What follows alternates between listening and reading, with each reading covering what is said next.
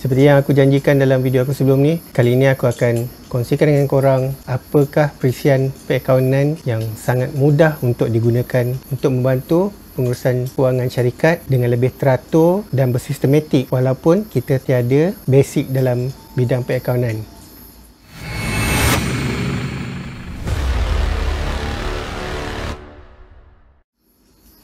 Dulu aku berniaga, aku tak ambil berat sangat pasal sistem akaun ni. Aku just ikut kepala aku je. Kemudian sampai satu fasa, bila dah ada kesedaran sikit, aku mula record aku punya akaun tapi hanya menggunakan Microsoft Excel lah. Aku buat aku punya formula sendiri untuk recordkan aku punya jualan dan pengurusan kewangan lah. Sebab aku tak jumpa satu software perakaunan yang user friendly, yang sesuai untuk orang-orang yang tak ada basic macam aku ni, dan dalam masa sama sesuai dengan aku punya kegiatan harian perniagaan aku.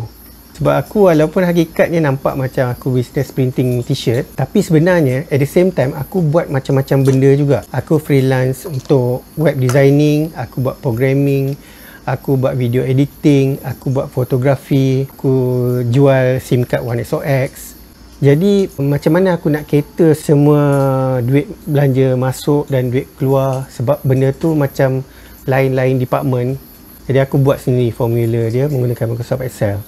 Okey, ni contoh account system yang aku buat manual menggunakan Microsoft Excel.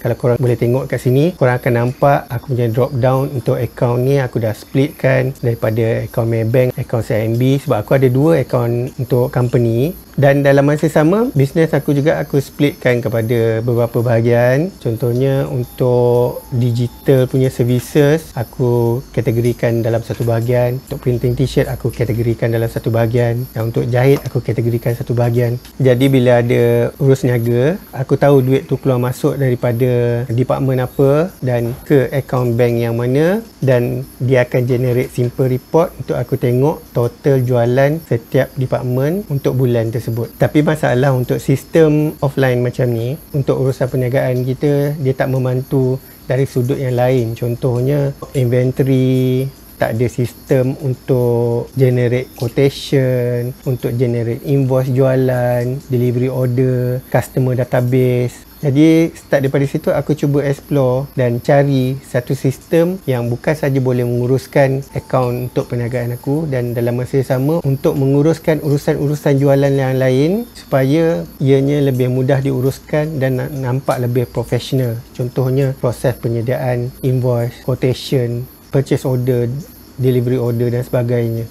Sebenarnya akaun ni sangat penting untuk sesebuah syarikat, tak kira sekecil mana pun syarikat tu.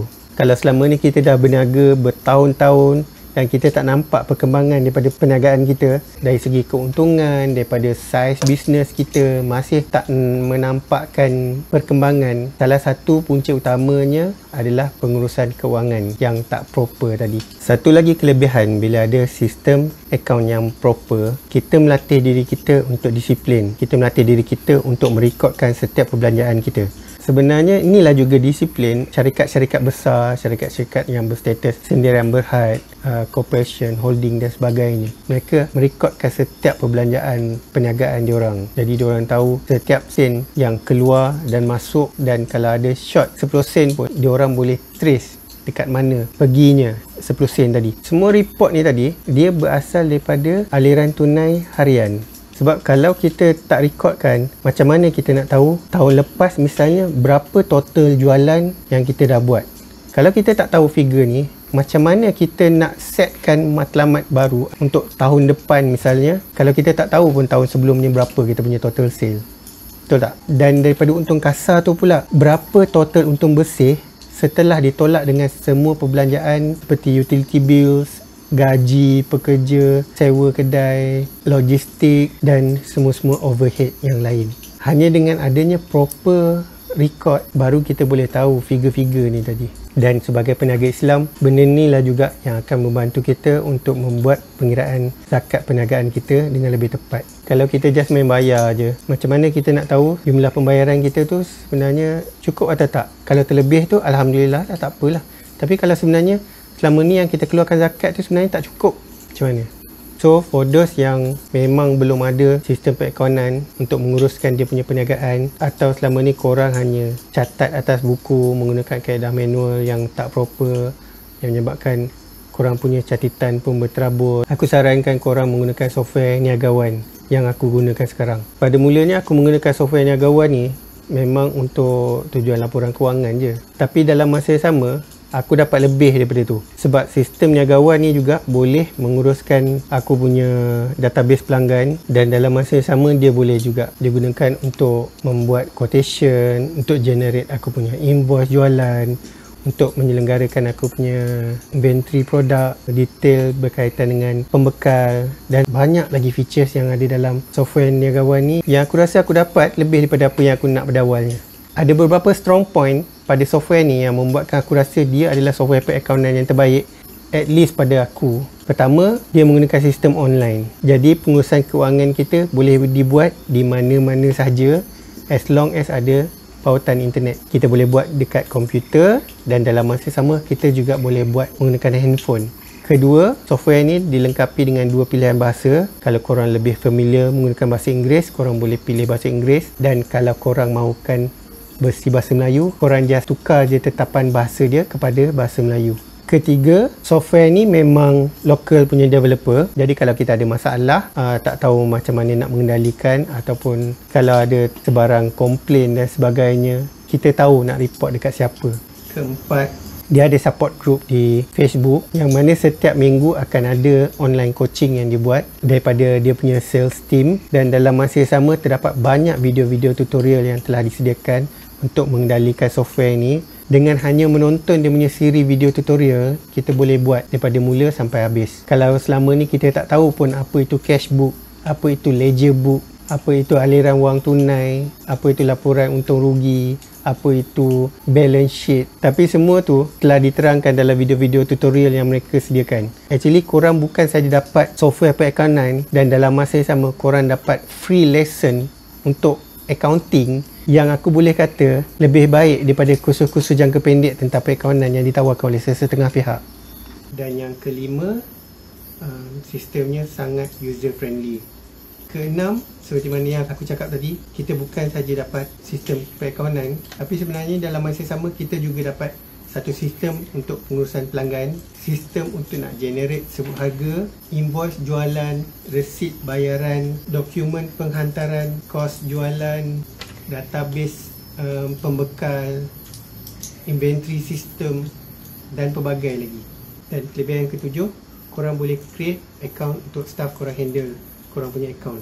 Sebagai contoh, korang boleh create username dengan password khas untuk pekerja korang untuk key in kan sale harian. Sebab nanti dekat bahagian account setting, kita boleh setkan user tadi, dia cuma boleh access menu apa. Jadi daripada segi privacy ataupun keselamatan akaun kita masih terjaga. Software ni dah digunakan oleh lebih daripada 10,000 pelanggan, dan juga antara software yang direkomendasikan oleh ramai business coach yang hebat-hebat di Malaysia. Kalau korang tengok dekat dia punya website ni, dekat bahagian FAQ dan tutorial tu, kebanyakan semua persoalan untuk mengendalikan software ni telah dijawab dan disediakan oleh developer, yang mana korang just baca dan ikut je. Contohnya untuk cara untuk memasukkan transaksi buku tunai, bila kita klik kat situ, dia dijelaskan secara terperinci macam mana kita nak masukkan semua perbelanjaan aliran buku tunai itu tadi, dan juga untuk item-item lain. Kalau korang tengok dekat sini pun dah beratus FAQ yang telah dijawab oleh mereka. Itu belum lagi termasuk support system yang mana korang boleh tanya direct dengan dia punya crew. Untuk menggunakan software ni, kalau untuk pengguna desktop, kita just login menggunakan username dengan password kita. Dan ini adalah contoh paparan yang akan ditampilkan selepas kita login lah. Korang boleh perhatikan menu di sebelah kiri tu. Ini untuk bahasa Inggeris, cash book, ledger book, quick entry, sale invoice.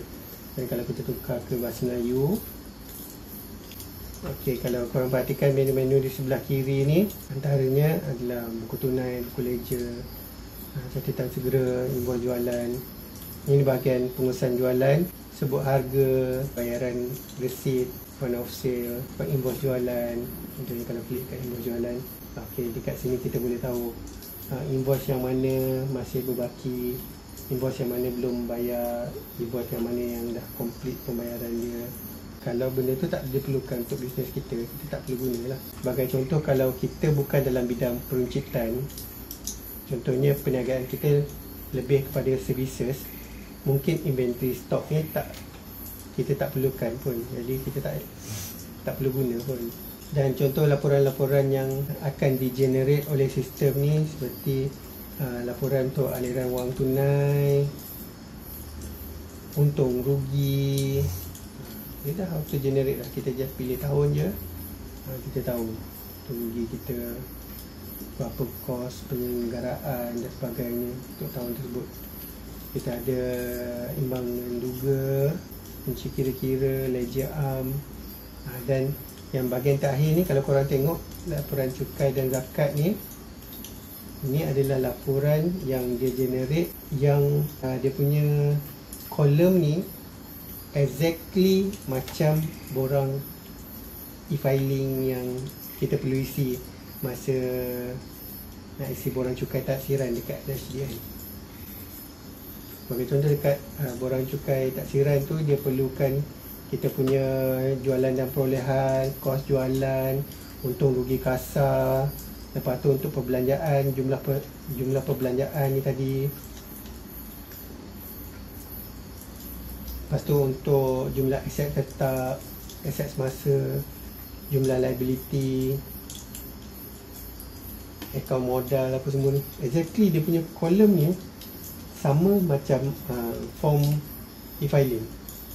Yang mana benda ni antara salah satu advantage juga kepada kita untuk membantu kita untuk melengkapkan pengisian borang e-filing. Software ni juga terdapat dalam bentuk aplikasi Android yang korang boleh muat turun di Google Play. Okay, ni versi Android. Sama juga, kita just login menggunakan kita punya username dan password. Dan ini paparan versi handphone compare dengan yang versi desktop tadi.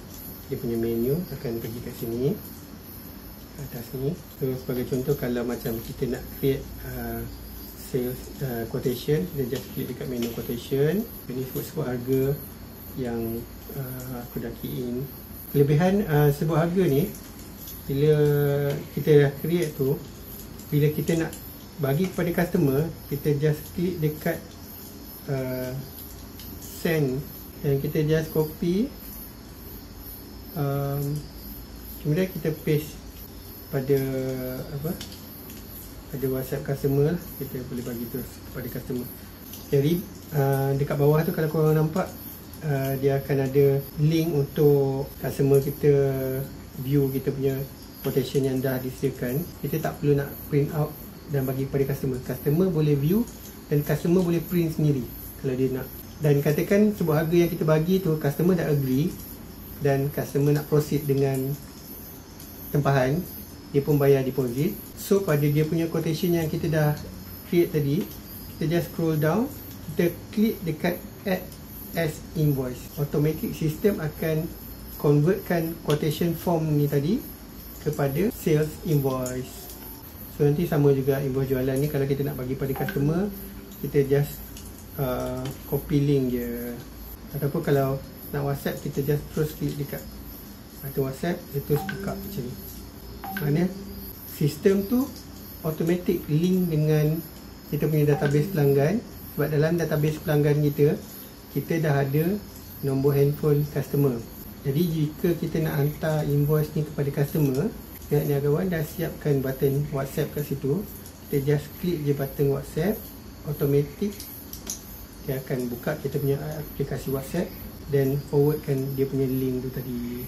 So dengan adanya aplikasi versi Android ni, berarti korang boleh access akaun korang dari mana-mana, as long as korang ada capaian internet. So aku rasa itu saja perkongsian aku kali ni. Aku harap korang boleh bantu aku untuk share video ni pada rakan-rakan lain yang sama-sama berniaga, yang korang rasa info ni ada manfaat juga untuk dia, dan insyaAllah dari masa ke semasa aku akan create lebih banyak konten yang berkaitan dengan business towards digital yang sesuai untuk perniagaan yang dijalankan pada masa kini. On my next video, aku akan sharekan dengan korang bagaimana kita, walaupun tanpa pengetahuan yang khusus dalam bidang web design dan search engine optimization, kita boleh meletakkan perniagaan kita dalam muka surat pertama dalam sistem carian Google. Kalau korang nak tahu, please help me subscribe my channel supaya korang tak terlepas info-info video aku yang akan datang. Sekian saja. See you on my next video. Assalamualaikum.